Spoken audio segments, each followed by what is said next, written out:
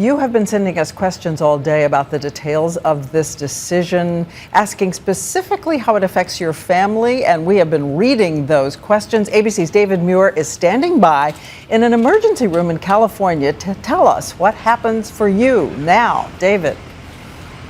Diane, great to see you from USC Medical School here in Los Angeles. Come on into the ER tonight where they've given us access really in the front lines all day here. 500 patients come rushing through these doors every day, many of them uninsured, many of their visits here unnecessary because they don't have a regular doctor.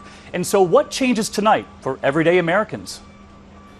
Inside this Los Angeles ER today, there were two types of emergencies playing out, the patients themselves and the other one, the lifeline, paid for by the taxpayer. A staggering number of patients with no insurance. At its peak, 30 to 40% uninsured. We were at about 40% uninsured patients. And who pays for that? The taxpayer. Which is why the doctors saving lives here also had an eye trained on the Supreme Court today. And tonight, because of the court's decision, doctors here believe there will be fewer coming in uninsured.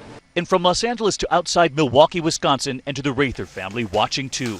With the plan upheld today, soon no insurance company will be allowed to refuse covering someone because they have a pre-existing condition. That new rule already in effect for children. Daughter Mira, just 6 years old, had a kidney transplant. Her medication, $2,000 a month.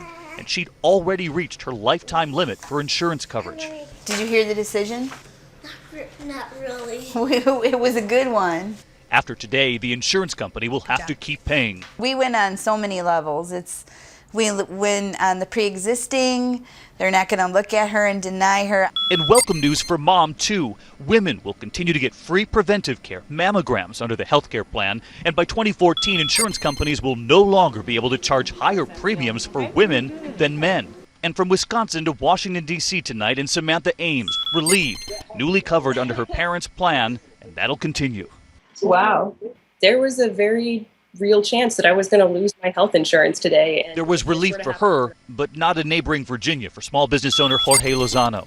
By upholding the law, small businesses like his will soon have to provide insurance, and by some estimates, that's $500 per employee. I know for a fact it's going to be impacting us very badly. While back here in the ER tonight, a 60-year-old rushed in with a mini stroke, no insurance, and the doctor says because of that, no preventive care along the way, which could have reduced the chances of all of this. So maybe he would not have ended up Maybe he here would not have had the stroke. and uninsured. That's correct. Of course, there's no guarantee he would not have had that mini stroke had he had the care, but doctors here at USC Medical Center are convinced that if there was care, if there were doctors along the way, that many fewer patients would have to come through these doors. And Diane, we came across an astounding figure today. The amount of money this country spends on unnecessary visits to the ER every year, $38 billion. And of course, we know the argument is taxpayers foot much of that bill. Okay, David Muir reporting from the front lines. And if you feel it's hard to keep track of this bill, this ruling, and the changes that will actually affect your health care, we're going to put a calendar online tracking each new change as it takes effect and as it touches your life.